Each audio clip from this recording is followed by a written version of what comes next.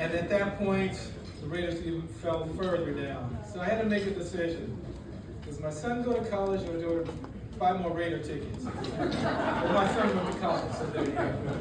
But anyway, the thing is that while I was a coach, coaching my son, Jimmy was coaching his son. So we'd get in the middle of the street, discuss strategies and all, and we'd come up with some really good plans on how we could, address the issues and get ourselves prepared. Well, I came across this one videotape, and Jordan, you tell me if you remember it at all. But this tape was called 100 Trips Down. Yep. There you go. And this tape just gave a single player a blueprint on what they should do and be prepared for at any level of basketball. So it was a little late in my son's career to get him started as a young player, but perfect timing for Jordan. So Jimmy was talking about, man, if we had this when we were kids, we'd be terrible, we'd be great. What it did was it gave the kid full-length court. You dribble up the court back and forth at full speed, and you play use every move in the book. Through the legs, spin turns, stop and go, stop and pop, stop for free throws, got to make them all, then run it again, and you have to do that 100 times. Jordan, I don't know if you had made it all the way through, but the point was, if you don't do the 100, break it down to 50. But at one point, your dad came to me and said, Jordan was working on this thing. We got him over to De La Salle, and he was playing in the camp, and he was the MVP of the camp. Is that true? All right. So the thing is, what I loved about Jimmy is his passion for everything. And we connected on so many things. And I just wanted to share the fact that everyone in this room has some good memory, or multiple actually, that you take with you. But I'll always hear his voice. I got you, Mom, right there. Annette, where does she go? I'll be checking you out on your property. We go back and forth. One of the tidbits is that my daughter lives in Florida, so we bought a small place to go back and forth to visit for an extended time. Annette said to me, Jimmy both, you're not going to move, are you? If you're going to move, let me know. I want to know before you tell anybody else. Somewhere down the road, they buy a place, they're out there, near you, Jordan, and we say the same thing. You guys ain't going to move, are you? Let me know. So now I know you got a decision to make coming up, but we'll be there. Jill and myself will be there checking you out. We got cameras everywhere, so we'll be in touch. But main thing is that I want to let you know that Jimmy is a great guy, and I love being in his presence and being around him.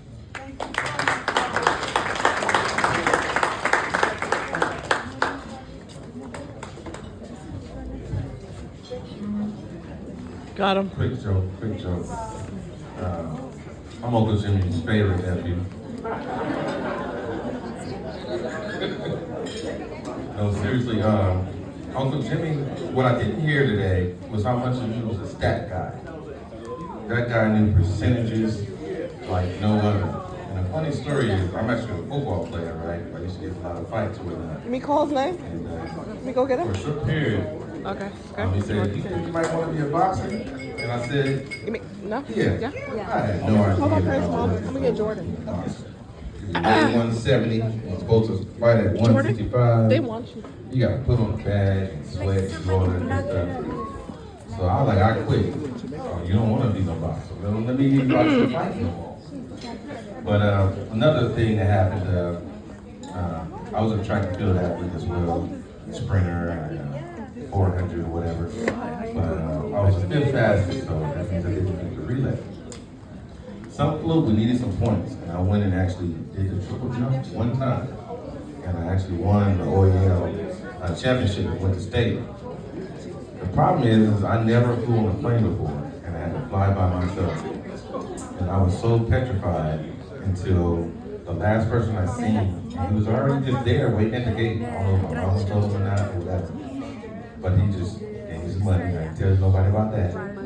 And he was like, hey, go do what you do. And I was like, I only did it one jump. And he was like, well, when you get back, work on it. Because everything that you want to do in life, you gotta work on it. You gotta be consistent. You have to do statistics about it. You know, no one was ever great on the first time. It might have took 1,000 times for somebody to do something 100%. But whatever is your passion, go for it, and put all your energy into it.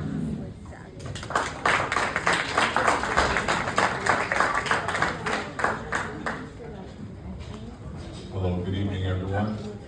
My name is John Green. Right now, I'm speaking on the behalf of my father, Reggie Green. I'm unsure if you guys will be able to hear this, but I'm actually on the phone with him right now. He wanted to speak on speakerphone for a quick second. So just bear with me for a quick second. Hello, Father. Yes. Go right ahead. Bear with me one more second.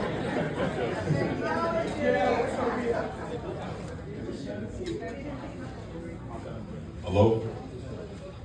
Go right ahead. Oh, good afternoon.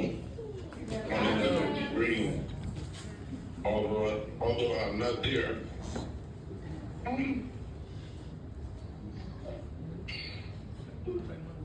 Not out there. I'm done. Sorry, goddamn.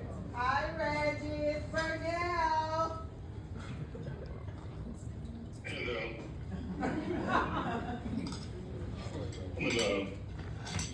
And Jimmy and then there. That's it.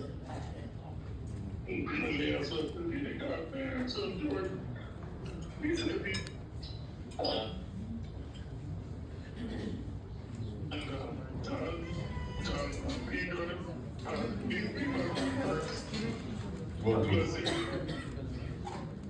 Thank you. I'm gonna just read this note. My father left for Jimmy and the family.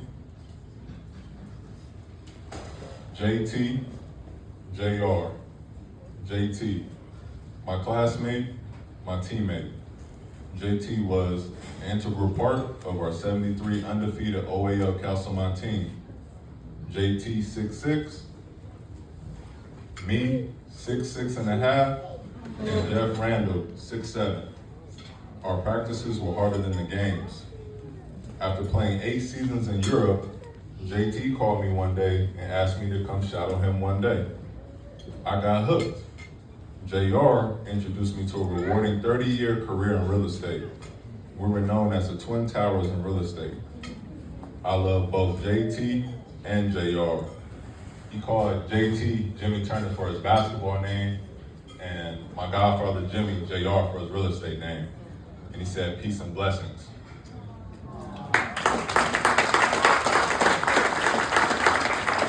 Now on my behalf, I am Jimmy's godson, Jordan's godbrother. I've been knowing Jordan, Jimmy since I was in Pampers diapers. My godmom, Annette, I used to call them uncle, auntie, mom, dad. And I just want to say, they always been an impact to my life. My father actually, the reason why he's not here, 2 years ago, late 2022, he went in the ICU for kidney disease. And some of the first people to show up were mom, Annette, dad, Jimmy, and brother Jordan. And my father, Jimmy, godfather, I should say, was really surprised how I was handling things when my father was in the ICU, and just gave my dad a good heartfelt message because he's been there before and my father had never been there before, so my father was afraid. And the video that my father saw of Jimmy kind of put a light in his eye, and I kind of gave him some hope to fight through it and to become more of himself and to be a better man. And I just always thank my godfather Jimmy for just being a role model, a perfect example to his son, grandson, granddaughter, daughter-in-law, family, everyone that's here today. And I can honestly say, like I always told him, you're the perfect dad, your role model, and I see it through your seed. His son is an inspiration to me of how I want to be as a father to my kids, hopefully one day. And I just gonna always miss him. I'm gonna always be here for my godmother, my godbrother, and my godchildren as well. And just know that Jimmy touched everyone in here with some type of light in their life, and I appreciate him forever.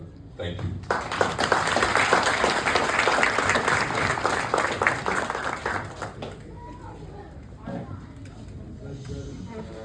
Hello, my name is Steve Knudsen. I was one of the fortunate ones who didn't get yelled at by Jimmy Turner. I don't know if that was good or because he recognized I didn't really have many father role models in my life at the time, being with a single mom and everything like that. So I always looked up to Jimmy as a father figure for me, or somebody I wanted to role model myself afterwards.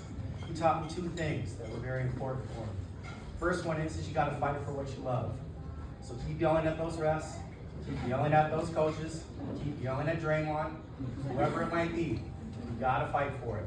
And I really appreciated him for that, because if you don't have somebody fighting for you, it's really tough to go it alone. I will admit that. The second thing is always take your time and just appreciate the little things. Whenever he would come over and visit with my mom, he would always sit down and just look at the views. We have a gorgeous one today, but I'm seeing an even better one in here right now. With how much people he cared about and how much people cared about him. And I want myself, because I really regret not reaching out to Mr. Turner more, is don't let that time pass by. Please do say hi to him and check on people, because you never know. And I really wish I had done that for Mr. Turner, and I'm very blessed to have had him in my life. Thank you.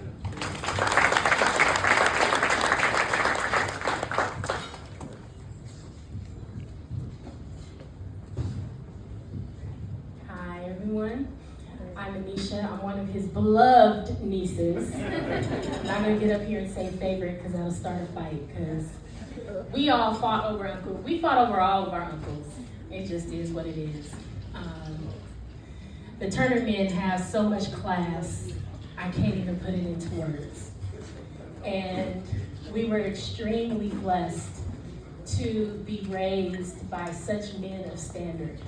And Uncle Jimmy was carrying that torch. When I was little, my father kept pressing me saying, you got 3 choices for school. You can go to Howard, you can go to Stanford, or you can go to USC. If you go to Howard, you're gonna become an attorney. If you go to Stanford, you're going into medical school. You go to USC, you're gonna be the next FloJo.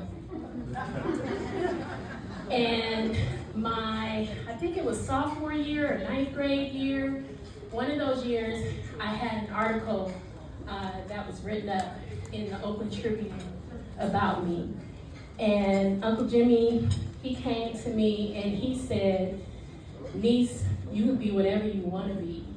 And that was the first time I had really heard that. He said, whatever you want to be. What do you want to be? And all that was imprinted in my mind was what my father had been saying to me from like age 3 on up. And I looked at him and I said, Uncle Jimmy, I really don't know. And he said, well, why don't you take the time to find out who you are? Those were the kind of uncles and aunties that we, the Turner kids, have been raised by. And I'm so thankful for him. So before there was a LeBron and a Bronny and a Savannah, there was Jimmy and Annette and Jordan. And the same excellence that the James family, Heathcliff Huxtable, I'm not gonna name his real name, we're gonna stay with the character. Heathcliff Huxtable and his wife, what was her name? Claire Huxtable, and all their kids. That was Uncle Jimmy. That was Auntie Annette. That is Jordan. Uncle Jimmy wasn't the loud uncle until we were talking about basketball, until we were talking about the Raiders, and then he was gonna let you know. And there was no arguing against him. What he said was what he said. What he meant was what he meant. But he carried himself with such a level of excellence. I came to discover Anisha as a result, and I will carry that with me. When I moved out of state a couple of years ago, and he and I were talking, and I had to lean over to my aunt, when the musical selection was sung, he and I had talked, and after we talked, he had texted me, and he said, go listen to. And so he always came around during those moments when you needed that word, you needed to be reminded of who you are. So Uncle Jimmy will never be a was to me. My Uncle Dennis is never a was to me. My Uncle Gary is not a was. My Auntie Annie is not a was. They are is, if I may say it that way, as bonically correct as I can say it, because they imprinted such standards of excellence in all of their nieces and nephews and their children. And I'm so thankful that God selected us to have him as a gift. I'm so thankful that God selected Auntie Annette to walk by his side for 44 years. Thank you for telling me, Jordan. It's okay if you're in trouble. We're gonna stand there with you and take the whooping with you. That's okay. That's all right. That's okay. But I'm so full. You know, I have officiated services and I've gone to services and I've been in services where nobody came forward and said anything. And after what we witnessed today, that may be hard. So just carry that love with you. He will never be a was. He will always remain an is, because he will always be with us. And that standard of excellence that he instilled in all of us, I'm sure everybody has a story in here. Keep those stories going. Thank you.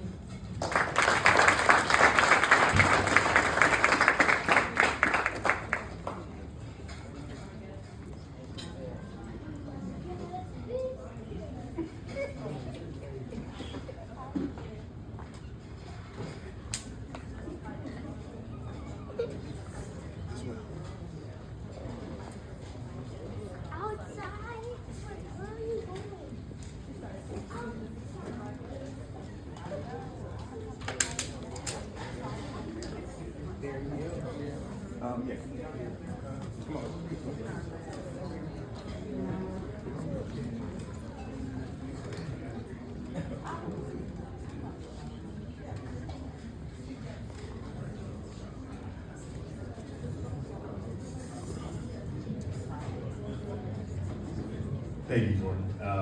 For those who don't know, my name is Darren Harvey. I can't speak about Jimmy Turner without speaking to my father, Dwayne Harvey. They were best of friends, grew up in the same neighborhood, and me and Jordan did go to preschool together. And what you guys just saw right there is just, you know, typical of Jordan or what Jimmy would do, just selflessness. And, you know, I just want to speak real quickly about selflessness when it comes to Jimmy and Jordan. You know, we weren't the super closest growing up, but my father passed away 4 years ago of kidney failure, and Jordan and Jimmy were both right there, and they stepped up. I miss my parents very much. Both of them have passed on, but I really appreciate how both Jimmy and Jordan Turner both stepped up to the plate, and they've always been supportive. Didn't matter how close, how unoften we talked, they were right there, and they were always willing to support me whenever I needed, both of them. So as you guys know, Jimmy was in real estate, and that's something I aspire and I've been aspiring to be. So he was my real estate mentor. He was the uncle that was a real estate mentor that I bragged about having because excellence is hard to find nowadays.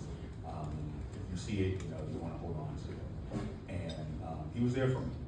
The last time I talked to Jimmy was literally, 10 days before he passed away. And he was thinking about me the last time I talked to him.